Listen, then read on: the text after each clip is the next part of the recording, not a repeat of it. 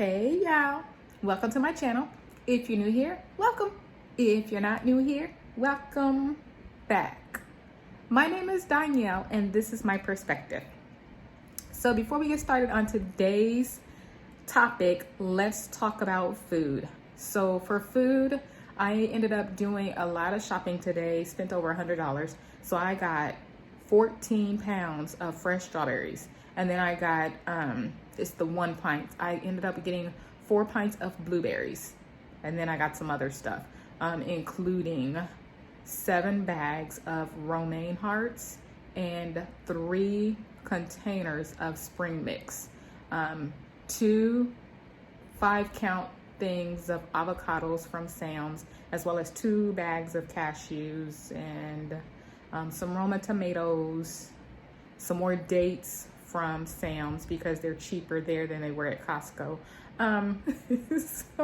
So yeah, I got that. I ended up washing all of the fruit and I put it in freezer bags. So it's in 3 freezer bags for the strawberries, 1 freezer bag, they're gallon size, for the blueberries.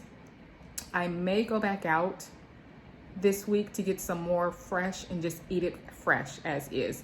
That way the stuff that's frozen can be back up, or I can use it in smoothies or to make an ice cream or things like that.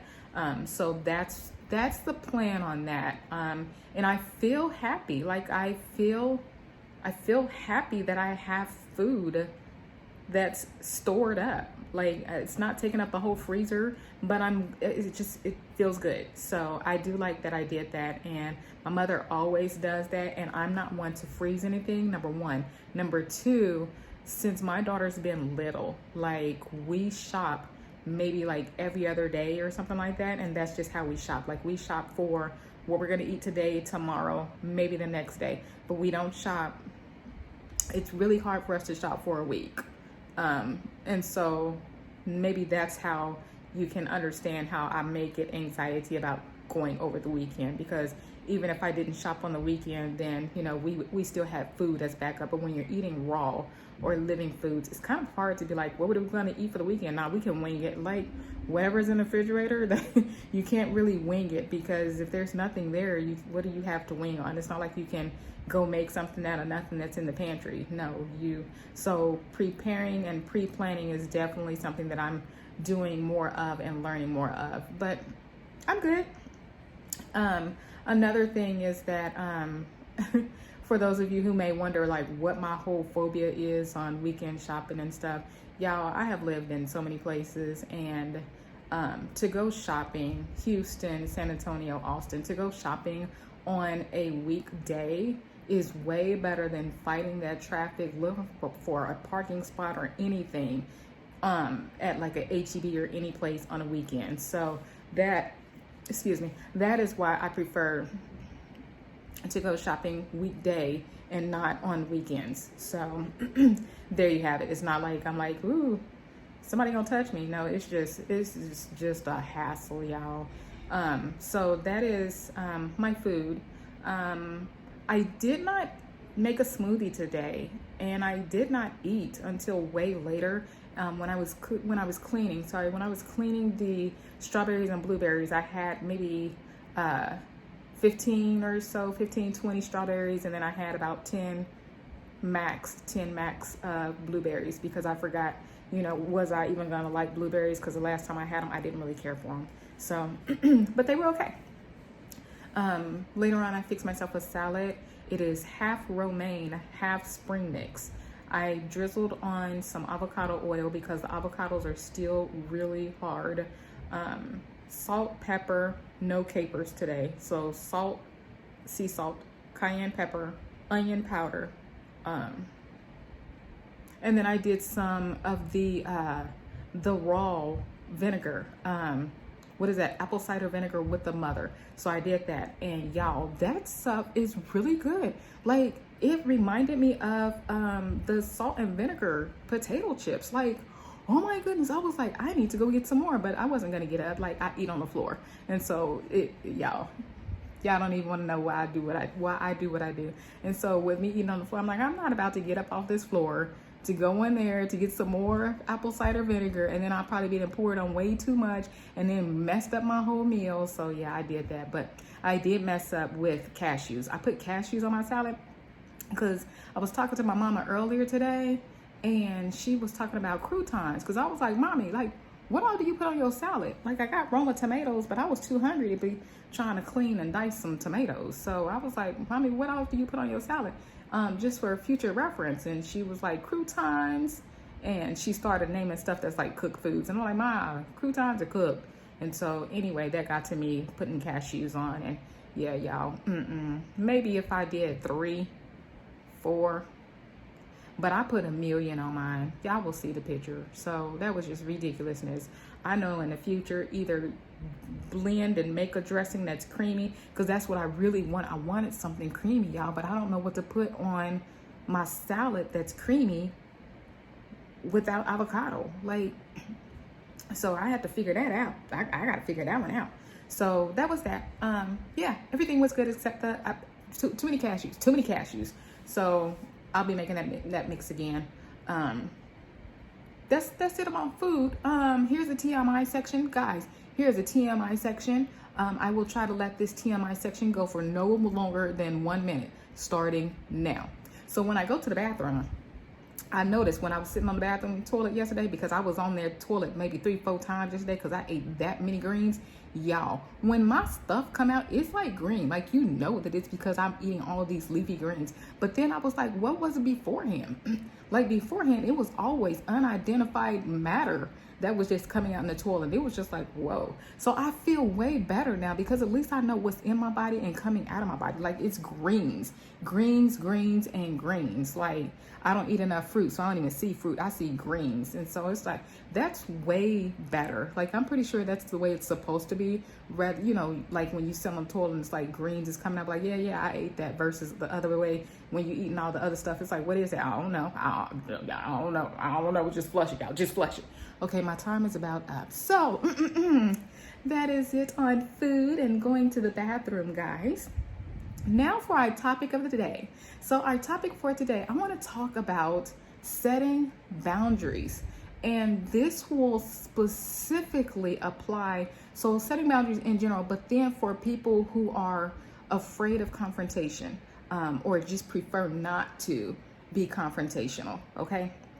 And I have examples, because trust me, y'all, this is one of my areas. Like, I've helped many of folk. Okay, and so we're gonna have an example. So let's just say that today is Wednesday. Happy birthday, Mommy. Let's just say that today is Wednesday, and all of a sudden, out of the blue, you were thinking, or you saw something, and it was like, y'all, when you wear shoes in the house, like, it has everything on the bottom of your shoes, and you are tracking that all throughout your house.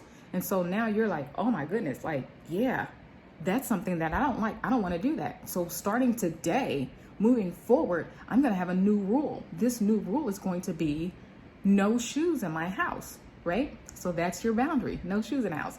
So I'm going to have to make sure when people come over my house, they don't have their shoes on. And I'm going to also have to remember, take my shoes off when I come in. Like, it is like, whoa. And so, okay, we have our boundary. We have our reason why. Okay, cool. So what do you have? Your what ifs. What ifs is the part of enforcing the boundary, you know, because if you don't enforce the boundary, all you're doing is just talking air. Like, why do people have to listen to what you say? What you gonna do about it? You know, basically that's what it is. What are you gonna do about it? So your what ifs would be, you know, somebody comes over to your house. What if you tell them your new rule, but they don't take off their shoes? What if you tell them your new rule and why, and they laugh at you, or they tell you it's stupid, or they come in your house anyway? Like, all these different things. You need to know what all of your what ifs are. Don't let it take you by surprise. Like, you just gonna come up one day and be like, oh, okay, well, you know, don't come in my house if you don't have any shoes. I mean, don't come in my house with your shoes on. And, you know, you don't have what your reaction is going to be, or what the consequence is going to be if somebody does come in your house with their shoes on. Like, you can't look like a deer in headlights, like, oh, she did it anyway. What do I do? Like, you have to know this ahead of time, right? It just is what it is. So have your what ifs. You must have your what ifs. So your what ifs is, if you come in my house, then you don't want to take off your shoes, you can't come in my house. I just won't let you pass the door. Okay, well, what if it is somebody who is an elder and they bust in your house and they tell you that they're going to come in with their shoes on anyway? What do? Okay, in this situation, guys, because it does happen. You do have that one person who will break the rule. What happens? What is your what if for that situation? So that's what we're going to cover. So let's go through. So for you to be in a position where you are not being confrontational, you address the problem before it becomes a problem. You address it before it becomes a problem. So let's just say your best friend comes over to your house every day or every other day, and your best friend was just at your house yesterday. And when I say best friend, guys, sub in whoever it might be. It might be a significant other. It might be, a parent. It might be sub in that person. So let's just say they come over on a very regular basis. They were just at your house yesterday and you didn't have that rule, and they coming over today. What do? So depends on how you feel about confrontation and doing things, but this is something that you can do.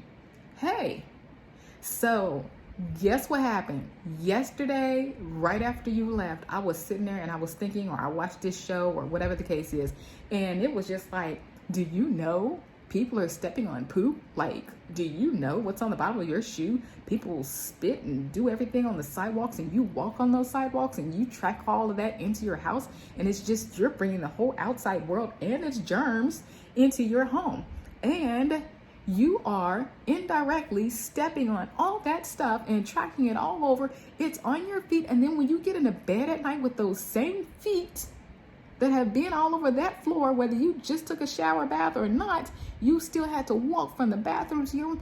You now have it in your bed. And then you done moved all around, and it's all over your skin, all over your freshly bathed body. And then it's going to be on your head, on your pillow, in your hair. And so it's just like, you could tell them however deep you want to go, but you just tell them, hey, so based on that, I clean my carpets, girl, boy, dude, grandma, I clean my carpets, and I have this rule now. And the rule is, when you come to my house, you must take off your shoes. Like, I have this spot at the door where you take your shoes off. So I just want to give you a heads up.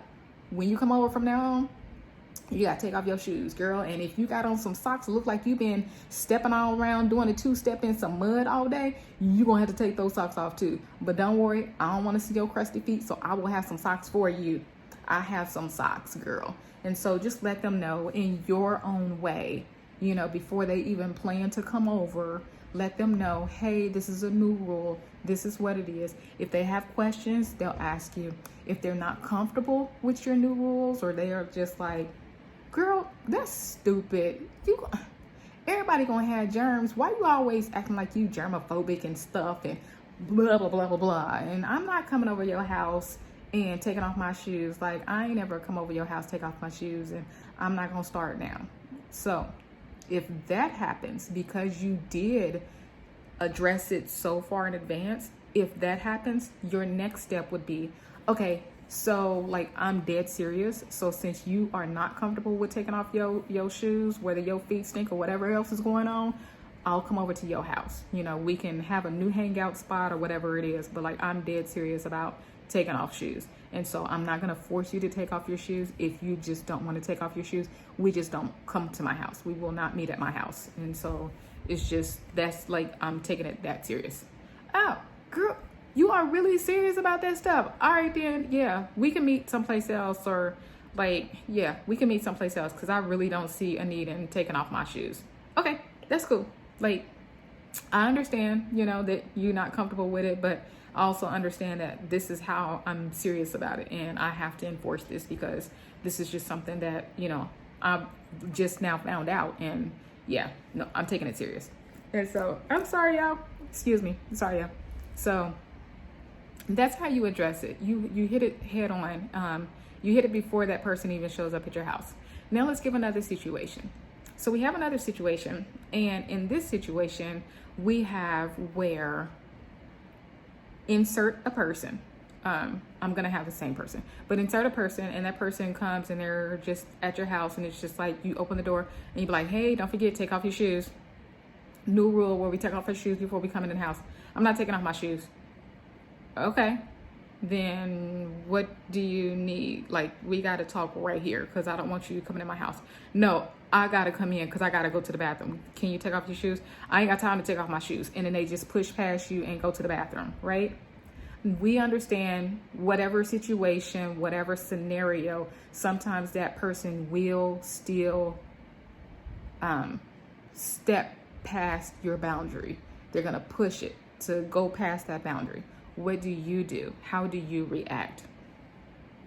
This is a way that you can react without being confrontational, right? Because you don't want to be like, get out of my house. Get out. You just tracked doo-doo all through my house. Get out of my house. We're not gonna take it to that level. So what we're gonna do is we're going to let them do whatever it is that they need to do, and then when they leave, cool, everything's cool. But anytime in the future when they want to come over, they are not welcome to your house. They're just not welcome to your house because they cannot respect the rule of take off your shoes before you come in. Okay? I know that sounds really harsh, but you did let them know ahead of time. They did push past you and they did whatever they wanted to do. They did not respect you or your wishes or your desires or anything else about you. It was all about them.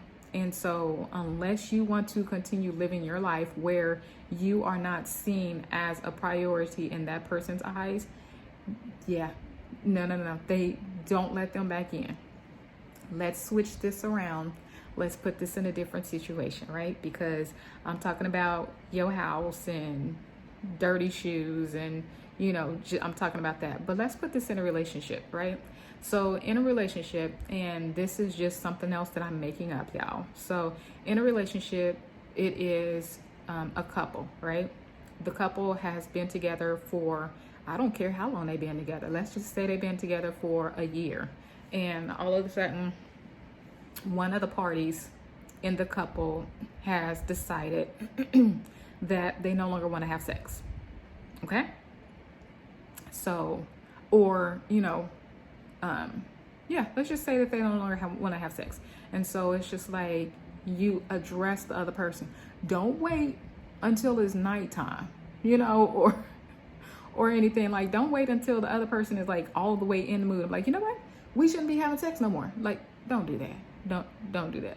So as soon as you know and you're feeling that kind of way, make sure you have that conversation. Hey, so I'm not really comfortable having sex. Like, I just feel like I want to make sure that we know each other fully, emotionally, spiritually, everything. And that even with words, we actually can speak to each other, respect each other, and that we're completely compatible. Like, I want to take out sex and see how well we get along and just take sex off the table. Not like it's going to be gone for a week or 2 weeks and so you be nice or whatever. Like, I just wonder what our relationship is like with no sex. Can we still be a compatible couple? Like, can we steal everything? And instead of just going off of words, like, I want to see an action. And so, I want to see if we can make love to each other in other ways. And so, like, that's where I'm at. And yeah, that's how I'm feeling. And you can see, so how do you feel about that? I feel it's stupid. Like, we've been together for a year and we've been having sex since week 2. So I'm not getting why you're coming up with this stupid rule right now, okay? Because like you just said, we've been having sex since week 2. Like, I want to see if we are truly compatible because, like, for me, I'm emotionally tied as well. It's not just physical, it's emotionally, it's everything else. And sometimes I feel off and I just want to know if we truly are a great couple or if it's just great sex. And so that's what I want to know. And so I want to remove sex from the table, because if we're not really compatible, like, I don't want to continue to stay together. And it's not to say that you're a bad person or that I'm a bad person, but like, I just want the best for me, and I want the best for you. And if we can't do anything without sex, like, what if something happens later on and I just decide that I'm just tired of sex? Like, what do you do? Like, if I just tell you I'm tired of sex and I don't want to have sex anymore, what are you going to do? Since our relationship right now seems like it is bound and founded on sex, like, I just want to know. I think that's fair for me and you. And so again, we're just having this whole conversation. We're hearing it out, and we're just going. And so because you are in a relationship, it is not necessarily, this is my rule, this is what I say, and if you say what if, then I'm gonna kick you out or anything. It's not that type of thing. This is a relationship. You chose to be in this relationship. I understand you're growing and you're evolving now, and you have more questions, and you want to know if this relationship will last without sex. But this isn't, no, you can't just jump in it like that. Like, you still have to respect that other person as a person who has a say in the relationship, because you chose to be with that person. So you listen to what they say, and from there you work on a compromise. Maybe the compromise is we go 3-4 months without sex. Maybe the compromise is we can do everything physical except this and this and this and this. You know, y'all have to work on the compromise and everything. But what I'm telling you is definitely have your boundaries. Your boundaries are your what ifs. So when you have those what ifs, you make sure you have a consequence, for lack of a better word. You have a consequence for if you break or bust through that what if. I said that this is what I want. We came to an agreement on this part, but you still broke your end. So I can't ignore that you broke your end of the deal. Like, there has to be some type of consequence. So yeah, that's definitely something that, if you are not sure how to handle, how to maneuver, if you have a certain situation or circumstance that you want me to help you with, then I can definitely do that as well. Another one would be you are in a relationship and somebody comes home past a certain curfew, or not curfew, past a certain time, and y'all, it's something that you've already, voiced a concern about. I don't like when you come home at 2:00 in the morning because you wake me up, blah, blah, blah, blah, blah. Maybe one of your boundaries could be, hey, starting such and such, if you come home and it's after such and such, can you go to your own place? If y'all share a place and you come home past such and such, can you stay in this room, the living room or whatever, just so you don't wake me up because I have to get up and go to work? Just whatever boundaries it is. Like, the way to avoid confrontation at the end of the day is, as soon as you start thinking about something, let the other person know, let people know, let it be known that it is a rule, a new boundary that you want to set. Do not wait until that instant. So if somebody comes home at 2:00 and you're just like, I'm tired of you coming home at 2:00 in the morning, get out. Like, please set up the boundary ahead of time, because again, you're dealing with confrontation, or because it is dealing with confrontation, you continue to deal with it and you never address it, but it's something that bothers you. Like, effective communication is definitely key. I'm not saying just communicate, talk. I'm saying effective communication. And sometimes effective communication can be as detailed as you say something and then you say, what did you hear me say? Blah, blah, blah, blah, blah, blah, blah, blah. What I heard you say is, and then just do it that way. Y'all, I have background noise, I'm sorry.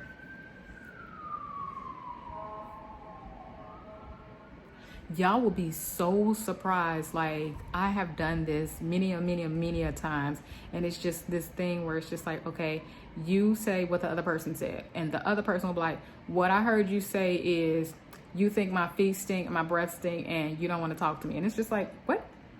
I didn't say any of that. And I'm sitting there like, nope, they didn't say any of that. Like, what is going on? And so then the other person repeats it again. And so when they repeat it again, it's like, what I heard you say is, you wish we spent more time together. And then it's like, okay, but how does spending more time together look? Like, if I'm watching football, you can sit with me. What? No, you need to be more clear. Quality time, not more time together, more quality time together. And what does quality time look like? Okay, y'all, but that's a whole nother topic. So, boundaries.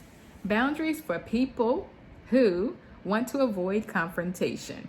Just make sure you communicate ahead of time and set your boundaries. All right.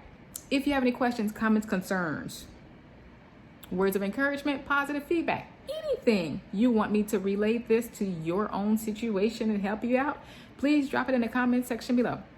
If you like this video, please give me a thumbs up. And don't forget to subscribe to my channel. And hit the notification bell so you are notified as soon as I upload another video.